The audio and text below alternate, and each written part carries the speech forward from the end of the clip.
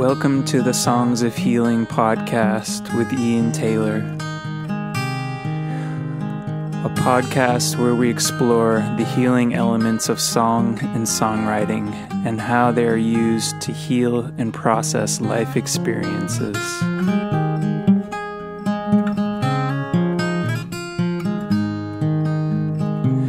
I am your host, Ian Taylor, singer-songwriter, coach, and humble student of life, offering my perspectives, wisdom, heartfelt honesty, and story.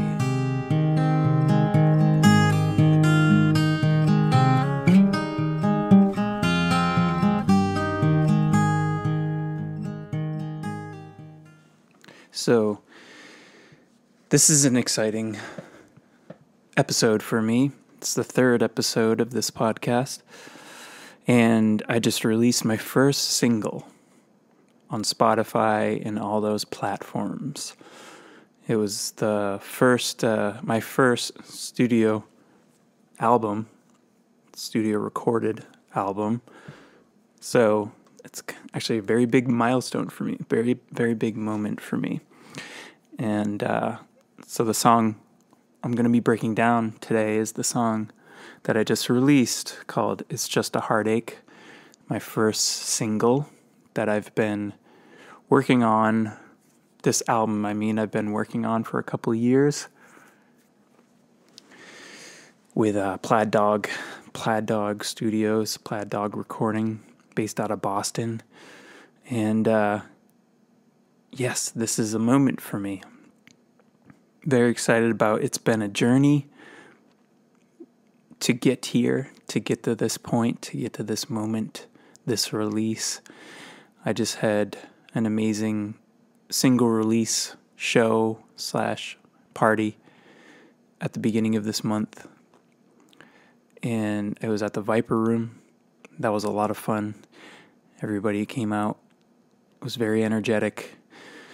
Sang along together. I felt very supported by my community and the people that came to celebrate with me, and had people singing along, people really enjoying my performance. So it really felt like a culminating moment and instilled a lot of purpose and a lot of clarity of all the work that I've been putting into my music actually becoming something tangible that people can go to, that I can point to when I'm talking about my music. So it's just a very big moment for me. Very excited about what's to come. I already have some other shows lined up. So in my career as a musician, artist, singer-songwriter, this is a big moment for me. This song, It's Just a Heartache, I wrote it actually during the pandemic while I was living in Malibu at my sister and fiance's house. I think at that point we were still sheltering in place or still in quarantine, or it was waning off. But anyways, the song came to me actually in a dream. The chorus came to me in a dream. And I'll get into it more later. But the song is called It's Just a Heartache, and that's the part that came to me in the dream. And I believe it was my subconscious kind of speaking to me, or maybe gifting me this hook as a result of all the inner work that I'd been doing around women, around attachments to women, around these limerent states that I would get into around women, being attracted to women. Well, the pattern was to be attracted to unavailable women, and kind of like entering into a fantasy about certain unavailable women. So anyways, this song kind of came to me in like an energy of celebration, because it was a revelation. The song came through as a revelation of all that I'd gone through with heartache, with yearning, with longing, with unrequited love for an unattainable feminine presence, and coming to this kind of clarity of like, wow, all of these experiences have really refined me and have really taught me a lot, and have really taught me a lot about my own boundaries, about how I maybe leak energy in order to pull an unattainable woman in closer to me. And it was just a moment of just the realization of like, this is only heartache, and it's really necessary to go through in order to heal, and in order to actually grow up the parts of myself that were still really young and feeling separate from love and that feminine energy.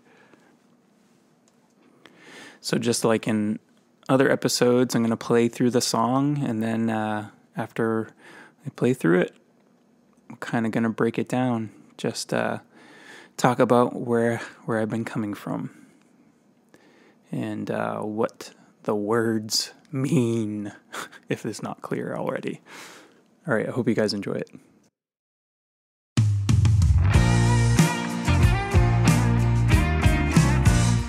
I was walking the streets under electric city lights. Came upon a girl with those celestial eyes, and her pupils were eclipses of blue shining suns, and the rays coming through had me feel that we was one. And I made it mean something, some enchanting power, but it's just as simple as the love surrounding a blooming flower. And she informed, it's just a heartache. It's just a heartache. It ain't nothing special like some star-crossed love, but you gotta let it break you just to really know. It's just a heartache, heartache. Man, I saw you hanging low with your sorrow waving high, taking your seat in the streets, praying to that barley wine. And I said, hey man, what's eating you? And you proceeded to reply, said I'm plagued by mystery, and her name is Sweet July. And I'm screaming for an answer, yearning for that paradise. She seems to be a goddess that haunts the halls of my mind. And I politely exclaim, it's just a heartache. It's just a heartache. It ain't nothing special like some star-crossed love, but you gotta let it change you. It's called growing up.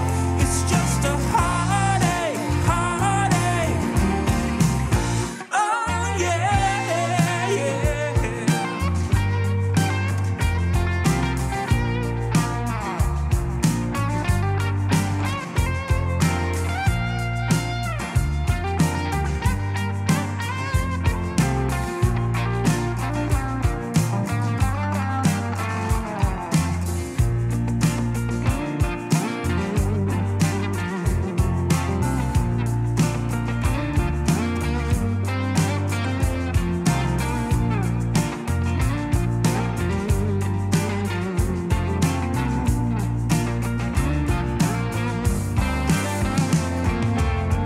You've been dreaming of love ever since you were born.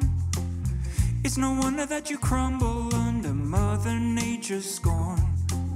You put that dream on her, man. You hung it around her neck. But it's alright, no one ever taught you how to keep your dreams in check. And the things that make you dream it, well, that's all on you, my man. There ain't that much to her, she's just doing the best she can. So let us sing together, it's just a heartache. It's just a heartache.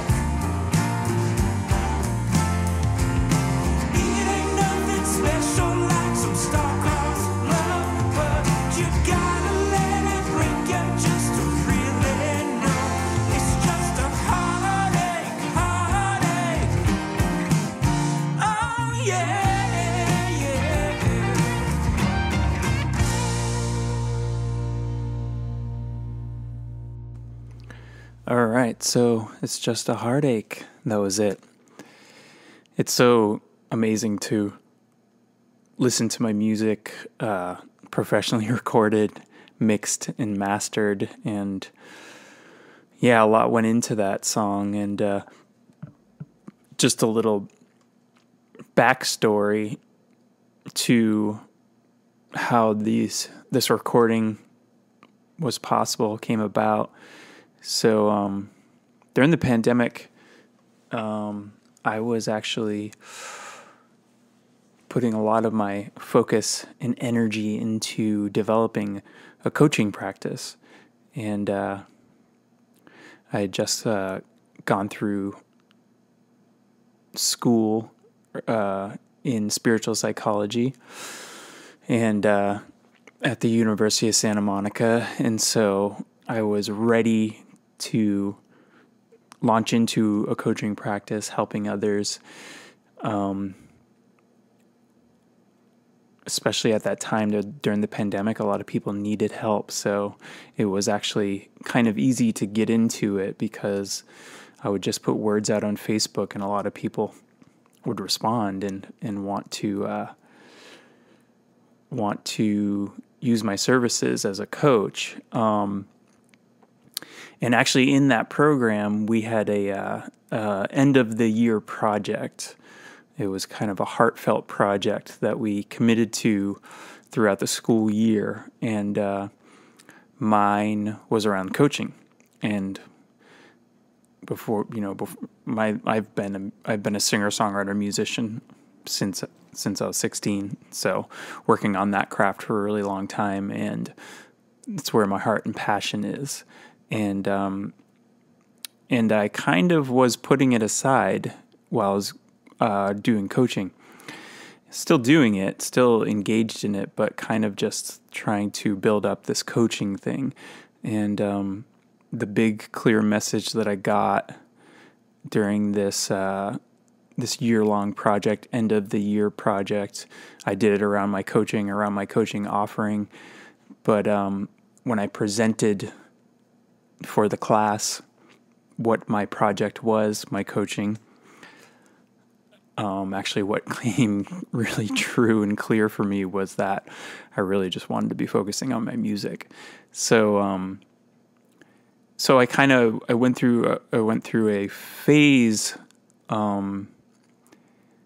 where still the pandemic was still going on, so life was still pretty simple. And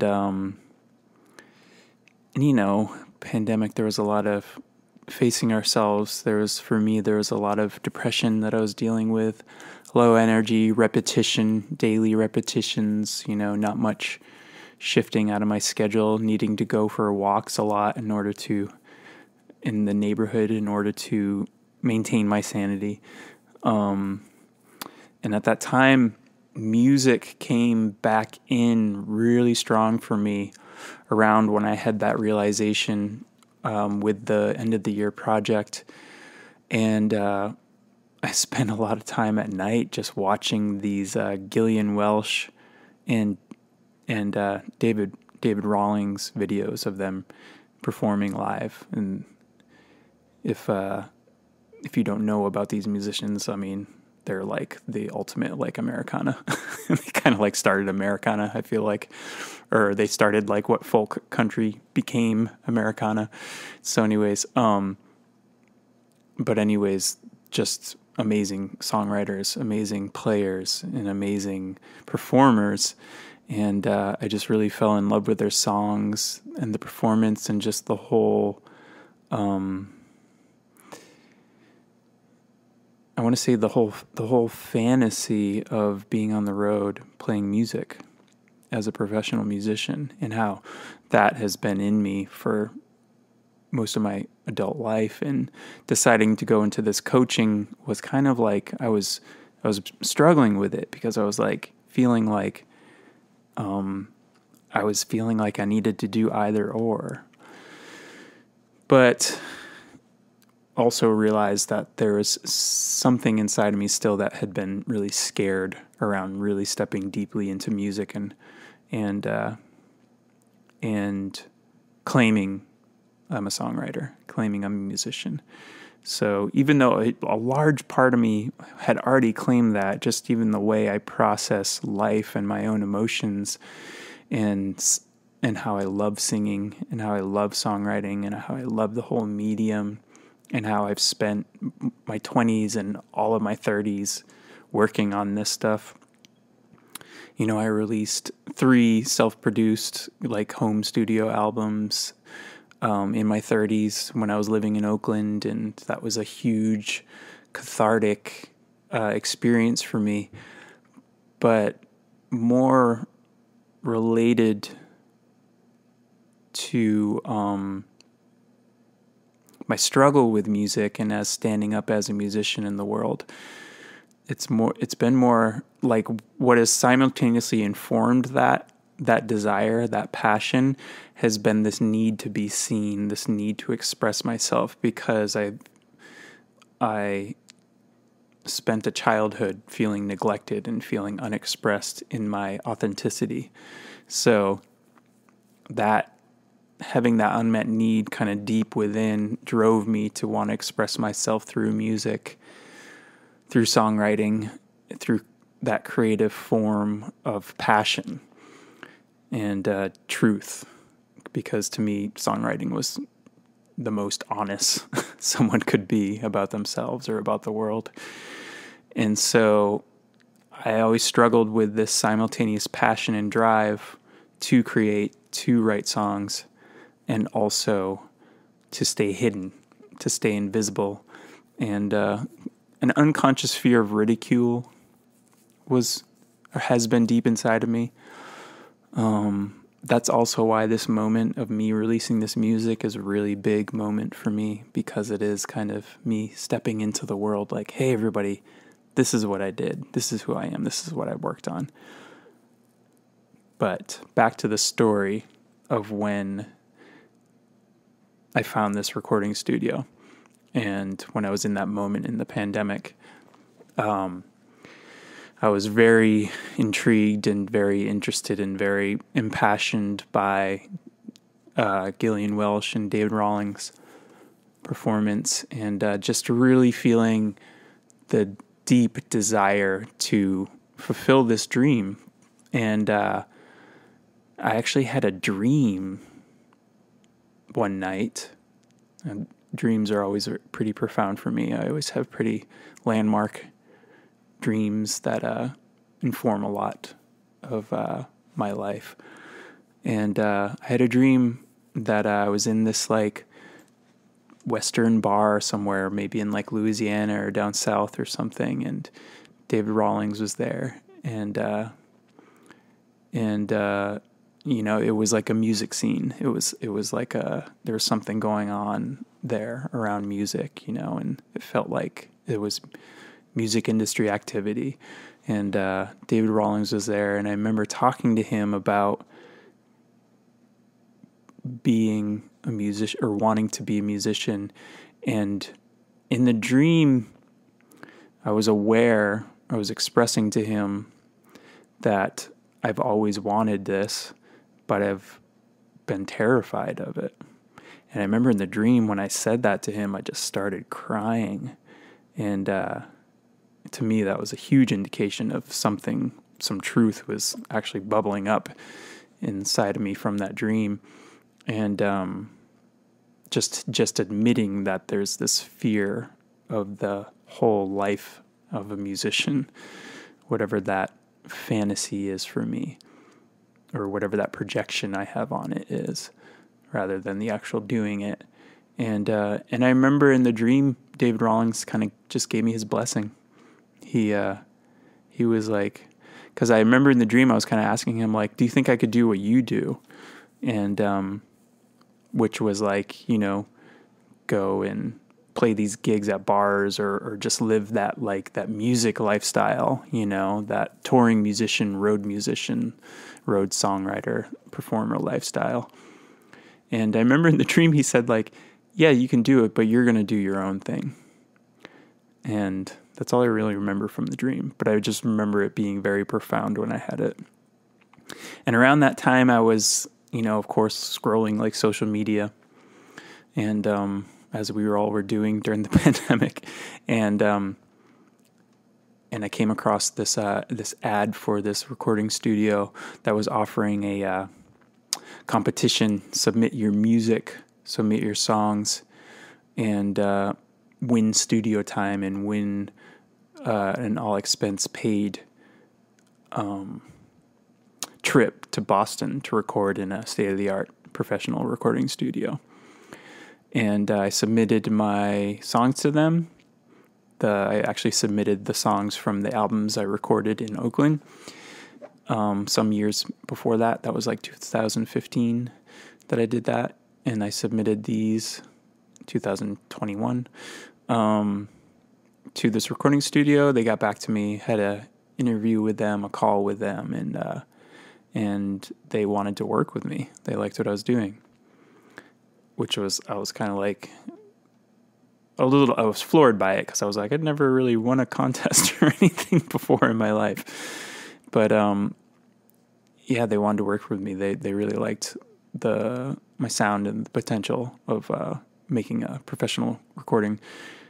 And what this studio also did was they ran crowdfunding campaigns for up-and-coming artists. So they had run hundreds of crowdfunding campaigns in order to raise money to pay for the studio time in their studios. And so we did that, raised the money, which is amazing. That was challenging in itself. That was very confronting to vulnerably put myself forward to my community and ask for support, ask for help, financial help specifically. But we did it, and I was really amazed and surprised that I did it, was able to raise $11,000. And yeah. And this first release is a result of that. So just an amazing time, and kind of still also reflecting back on it, just like in disbelief around it too. So, and after we raised the money, I really took my time with the recording of this album, because I also was going through a lot of stuff. I went through a breakup, not too long, or about a year after I did that crowdfunding campaign. I moved out of my family's place in Malibu, and got a job and kind of came back out into the world. It started to integrate back out into the world more. Still doing coaching. I still am doing coaching, but it more became a part-time thing, so I could really focus on music. And it's been a journey, man. I flew out to Boston, recorded all the rhythm guitar and vocals for the songs that I'm releasing more songs after this release. And so, yeah, it's been an amazing journey. So anyways, very exciting time for me. I was walking the streets under electric city lights. Came upon a girl with those celestial eyes, and her pupils were eclipses of blue shining suns. So the first verse of the song, of course, it's setting up the story, walking down the street and coming across a girl with beautiful blue eyes, celestial eyes, and I made it mean something, some enchanting power. I'm sure that many of us have experienced a captivation from a woman they've come across, kind of feeling like you're under their enchantment or under their spell. I've had that experience a lot, so that's kind of what that is all capturing there.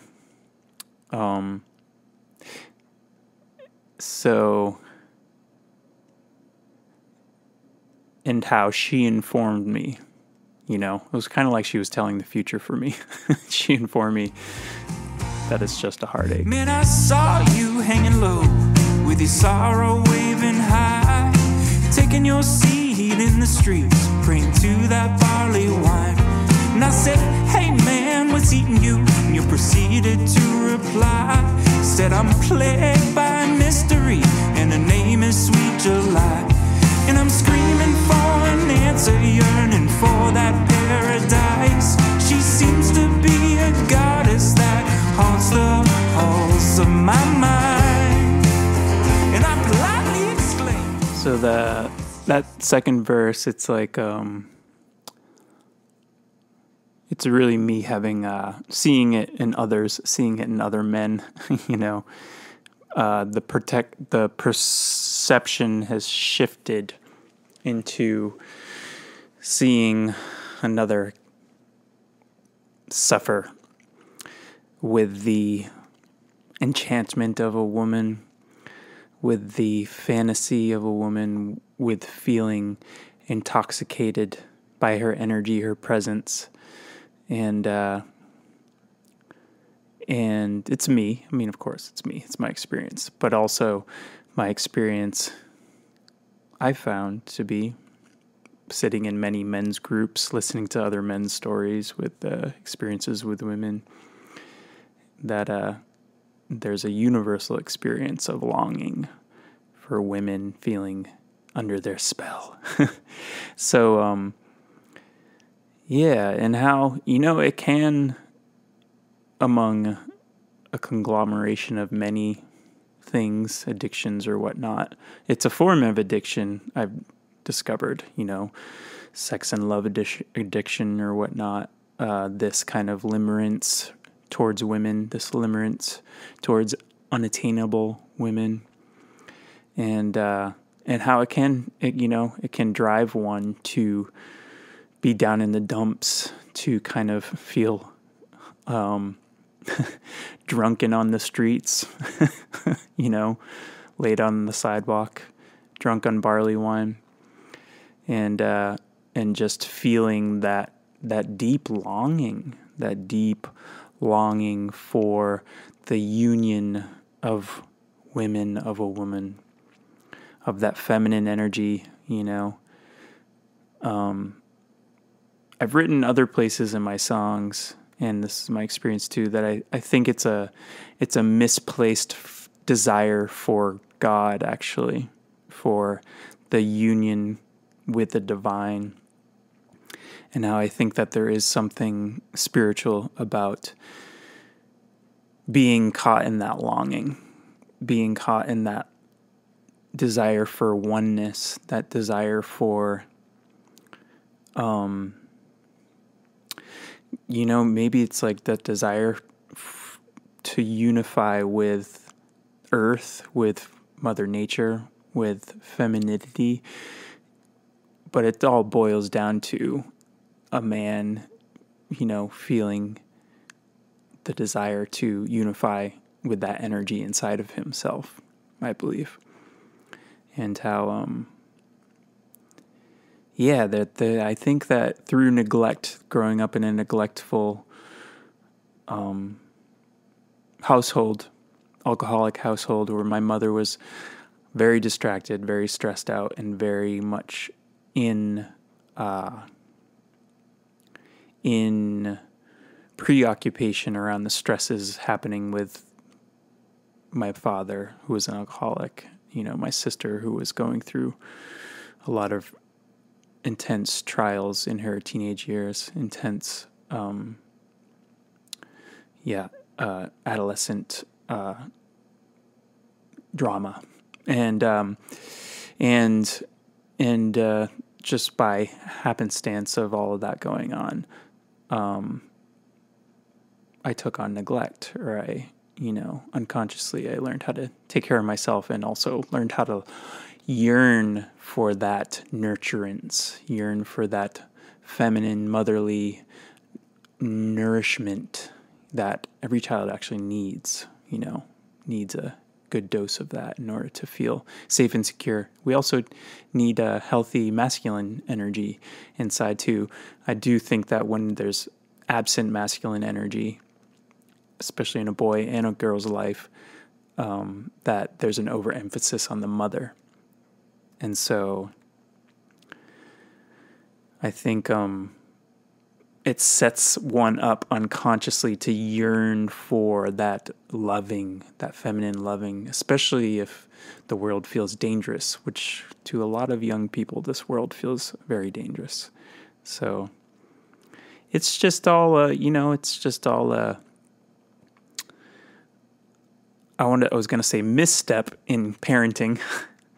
But maybe it's not misstep. It's just kind of the karma that we're dealing with in this life, in this reality, on this earth. That we are all wounded people, and it's rare that people are actually brought up in healthy families, healthy family dynamics. So that's a big backstory to my yearning around women, and also the states that I see my brothers, my fellow men get into.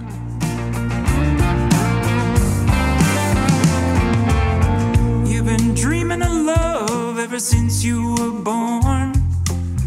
It's no wonder that you crumble under Mother Nature's scorn. You put that dream on her, man. You hung it around her neck. But it's alright, no one ever taught you how to keep your dreams in check. And the things that make you dream it, well, that's all on you, my man. There ain't that much to her, she's just doing the best she can. So let us sing together. So that last verse during that breakdown is really it's about ownership. It's about ownership of the limerent states that one can get caught in. It's about understanding that even though it's powerful, that kind of drunken spell that one can be under is really powerful and very convincing that it's magical, that there's something magical going on, that it's destined, that we want to make it mean that this is our soulmate or something. That it's most likely an addiction. It's most likely a desire for this unrequited love that we've longed for our whole lives, and it actually has nothing to do with the person that is the object of our fantasy. How it's how there's something, when we're in love, or the feeling those intense loving feelings of attraction. I think that we almost put that person up on a pedestal. We almost look up to them in this way of like, oh my God, you're like this goddess. You're like magical, especially at the beginning, and then.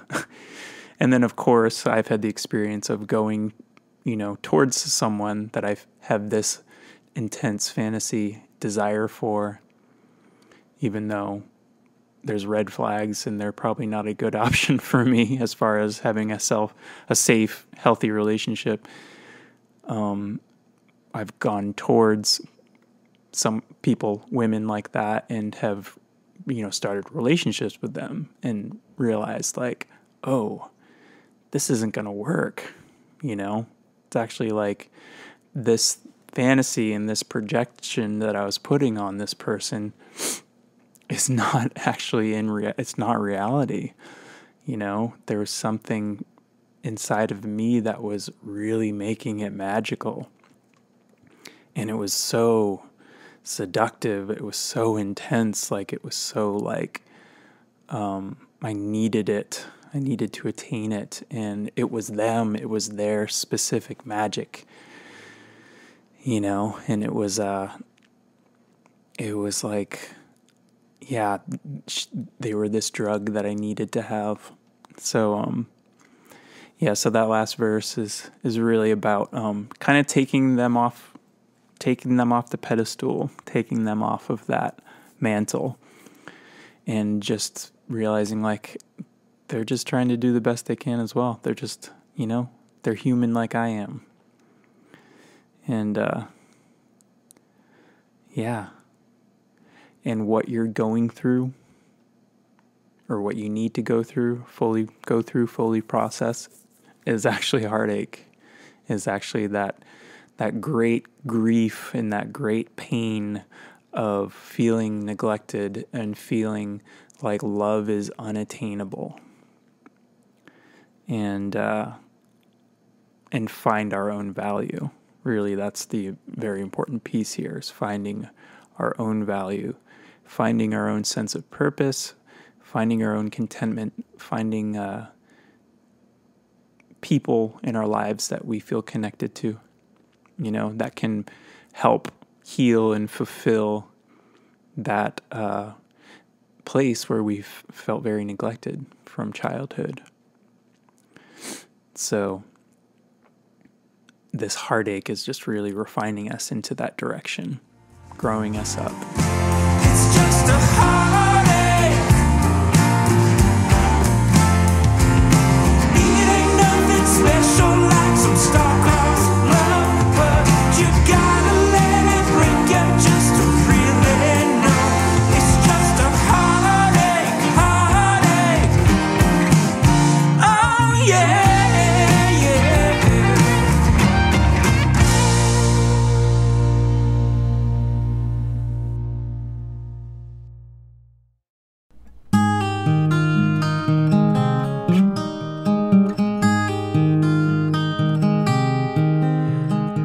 I hope you all enjoyed that episode of Songs of Healing, and I'm just wishing you all the best blessings, and go ahead and stream It's Just a Heartache on Spotify and all platforms if you feel so inclined or compelled.